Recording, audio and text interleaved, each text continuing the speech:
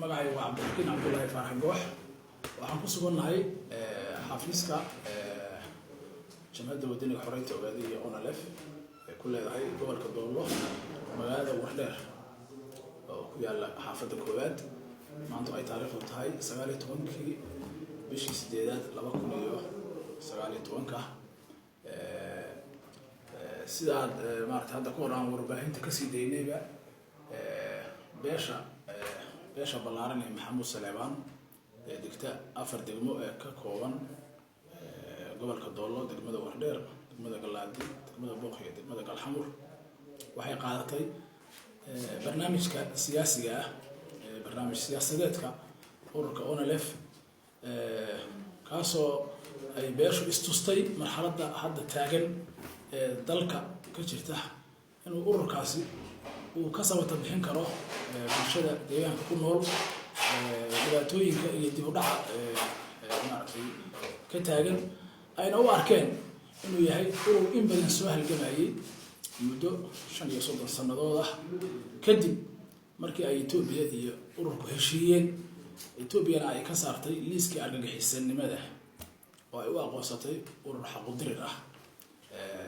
oo u halgamayay dalkooda iyo diintooda iyo dadkooda iyaguna ay u taagan yihiin hadda sida xeer hoosaadka iyo nidaamka xisbigu qeexayo sida ay u horumarin lahaayeen dadkooda iyo dalkooda kadib in badan dood dheer kadib bulshada aanu hormuudka u ahay ee Maxamuud Saleebaan iyo qabaayilo badan oo la halmaama oo maaragtay xeer jajab iyo deris wanaag baleenahay waxaanu qaadanay kamid noqoshaha iyo bahwadaagnimada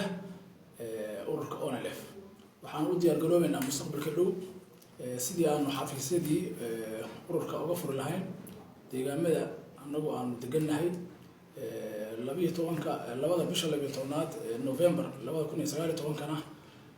waxay beeshu diyaar u tahay inay ka qayb gasho shirweynaha xisbiga looga wada hadlayo barnaamij siyaasadeedka mustaqbalka iyo masiirka ummadda kaasoo ay ka dhici doonto saami qaybsiga gudiyada fulinta iyo golaha dhexe cid kasta oo maaragtay ka mid noqota ururka iyadana diyaar garow maaragtay xoog leh baanu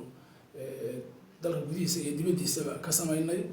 insha Allah si ballaaran baan ismada waxgaradka oqaasha culimada diinka arrimaha bulshada iyo siyaasiyiinta uga soo qayb gali doonaa waa maasantii